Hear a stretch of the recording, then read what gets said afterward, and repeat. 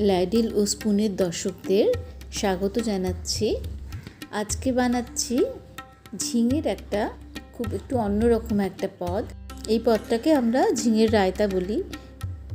এটা আমার শাশুড়ি মার রান্না।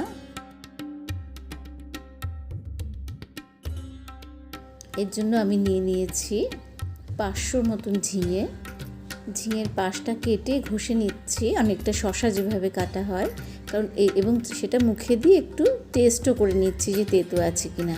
কাটা ছোট দিকটা মুখে দিয়ে দেখে নিয়ে কাটছি, কারণ অনেক সময় তেতো হয় এই সময় খুব ঝিঙে। তখন একটা ঝিঙেও যদি তেতো হয়, পুরো তরকারিটা তখন আর তিতকুটে হয়ে যায়, খাওয়া যায় না। পিলার দিয়ে খুব ভালো করে আমি ঝিঙেটার খোসাগুলো ছাড়িয়ে নেব, নিয়ে ডুমো ডুমো করে কেটে নেব ঝিঙেগুলোকে।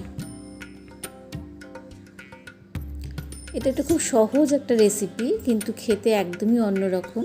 রোজকার ঝিঙের তরকারিগুলো যেরকম আমরা খাই তার থেকে একদমই ভিন্ন স্বাদের একটা রেসিপি। এটা খুবই সুস্বাদু।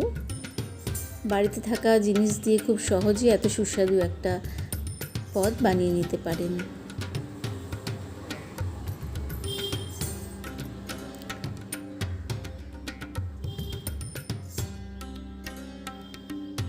ঝিঙেগুলো আমার সব কাটা হয়ে গেছে।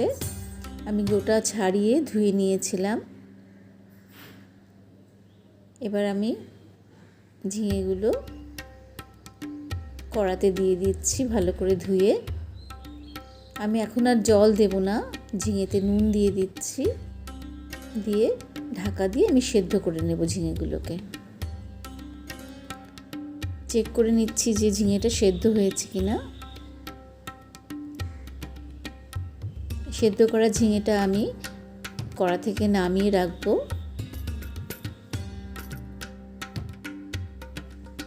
গরমের সময় যখন আমাদের বেশি মশলা খেতে ইচ্ছে করে না, তখন কিন্তু অনায়াসে এই রান্নাটা করে খেতে পারেন। খুবই সুস্বাদু আর খুব হালকা। আমি হোয়াইট অয়েল নিয়ে নিয়েছি, একটা শুকনো লঙ্কা ফোড়নে দিয়ে দিলাম, 1 চামচ সর্ষে ফোড়নে দিলাম,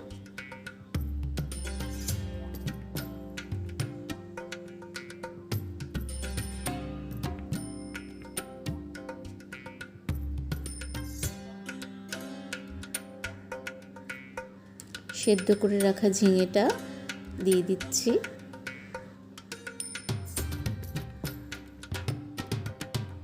খুবই কম সময় লাগে, খুব তাড়াতাড়ি হয়ে যায় রান্নাটা। আর বাচ্চাদের জন্য তো এটা খুবই একটা পারফেক্ট রেসিপি।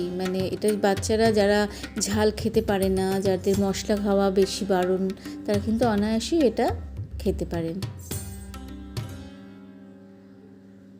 একটু মিষ্টি দিয়ে দিচ্ছি, এই পদটা একটু মিষ্টি মিষ্টি। এবার আমি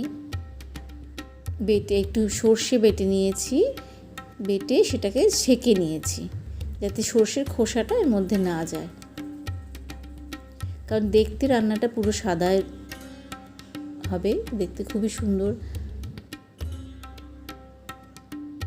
একটু নুন লাগবে রান্নাটাতে, নুন দিয়ে দিলাম। এবার আমি 1/2 চামচ মতন আটা নিয়ে নিয়েছি।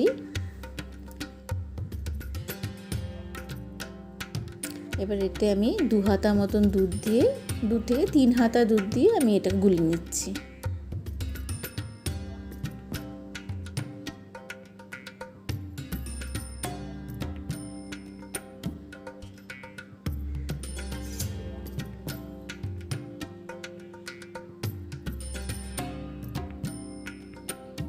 আটা গুলে রাখা আটাটা এবার কড়াতে দিয়ে দিলাম, ভালো করে নেড়ে চেড়ে মিশিয়ে দিচ্ছি।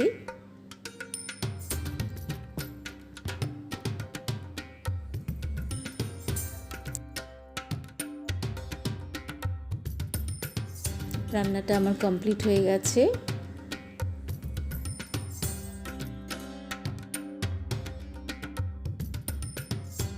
ভেজে রাখা জিরে, শুকনো লঙ্কার গুঁড়ো আমি উপর থেকে একটু ছড়িয়ে দিলাম। সবাইকে অনেক ধন্যবাদ জানাচ্ছি ভিডিওটা দেখার জন্য। দেখা হবে নেক্সট ভিডিও।